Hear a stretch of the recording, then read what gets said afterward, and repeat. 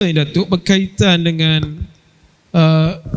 mungkin wang yang batil, orang yang terlibat dengan jenayah rasuah atau korupsi, mereka boleh dikenakan sehingga ke tahap hukuman mati, Datuk. Orang yang terlibat dengan rasuah dikenakan hukuman mati. Ramai mati dalam negara kita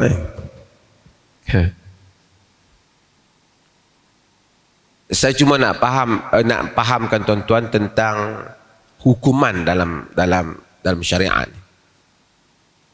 Pertama, kita kena tahu ada hukuman yang memang syariat dah tetap dah. Hukum qisas, bunuh balas bunuh. Walakum fil qisasi hayatun ya ulil albab.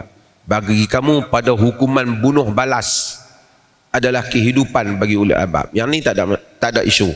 Siapa bunuh orang, kita bunuh dia balik. Sekarang banyak negara-negara yang mengharamkan penalti mandatory mati ni. Di UK, Australia, ramai. Sebab itu orang-orang yang kena hukuman mati ni dia lari pergi sana, kita tak boleh nak tangkap dia, dia tak akan hantar balik kerana dia menentang hukuman mati. Beberapa kedutaan Europe dan juga Barat juga jumpa saya untuk kempen supaya support idea untuk hapuskan hukuman mati ni. Negara kita pernah seketika nak buang hukuman mati ni. Hukuman mati ni adalah benda yang disebut dalam Quran bagi kes orang bunuh balas, orang bunuh orang.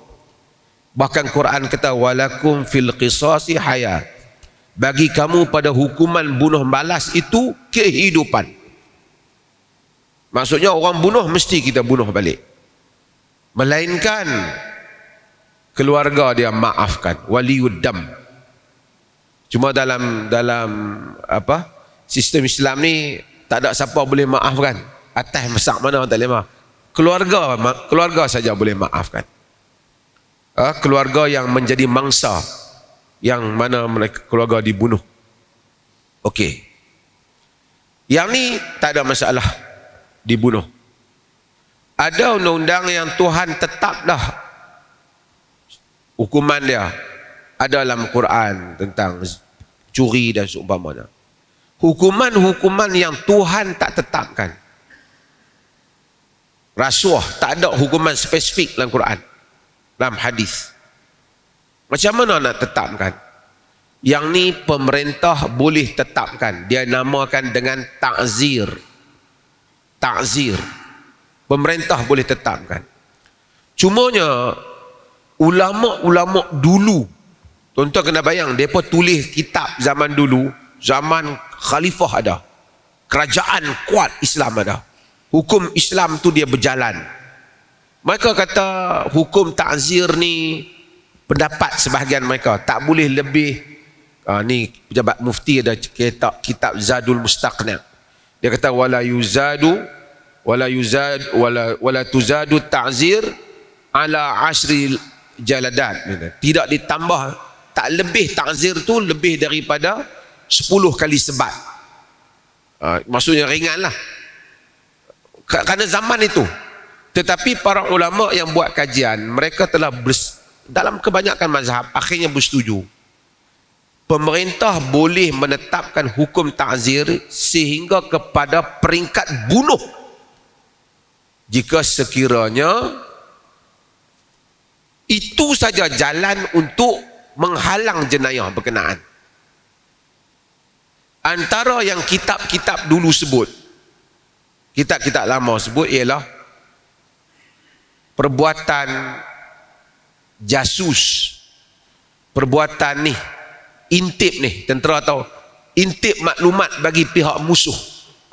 Yang ni kira treason lah.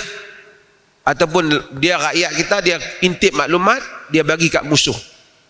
Yang ni hukuman tak ada dalam Quran. Tapi ulama-ulama sebut boleh dihukum mati. Maksudnya ada hukuman yang Quran tak ada, dihukum mati. Cumanya di dalam sejarah Islam, kalau kita tengok dalam kerangka fiqh Islam tu, fiqh tu, ni pasal tentera ni, pasal mati-mati ni kan. Satu orang tokoh besar, penulis, nama dia Abdul Qadir Audah. Dia tulis satu buku yang begitu penting, At-Tashri' Al-Jinai fil Islam. At-Tashri' Al-Jinai fil Islam ditulis oleh Abdul Qadir Audah, menyebabkan kerajaan Mesir menjatuhkan hukuman mati kepada dia. Masa tu Mesir di bawah Jamal Abdel Nasir. Penasihat barat kata kalau dibenarkan Abdul Qadir Audah menulis buku lagi, akan berlaku kebangkitan Islam yang besar. Dan Abdul Qadir Audah telah menulis buku At-Tashri' Al-Jinai fil Islam yang menimbulkan kebangkitan orang terhadap mengangkat semula perundangan Islam.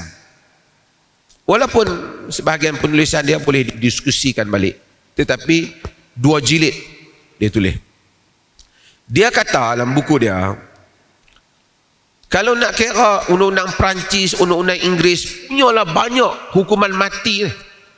Tapi kalau dalam Islam hanya beberapa kes saja hukuman mati. Adalah ulama dulu sebut orang yang menyeru kepada bid'ah yang melampau dihukum mati. Ada ulama-ulama dulu sebut. Tapi artinya sangat sedikit hukuman mati. Soalan dia tanya ni, perasuah boleh tak hukuman mati? Di China perasuah hukuman mati. Dia tembak. Ulama-ulama kata oleh kerana hukuman mati ni satu benda yang berat. Wala taqtulun nafsal lati harramallah. Jangan kamu bunuh nyawa yang Allah Ta'ala haramkan. Jadi illa bil haq, melainkan dengan cara yang benar.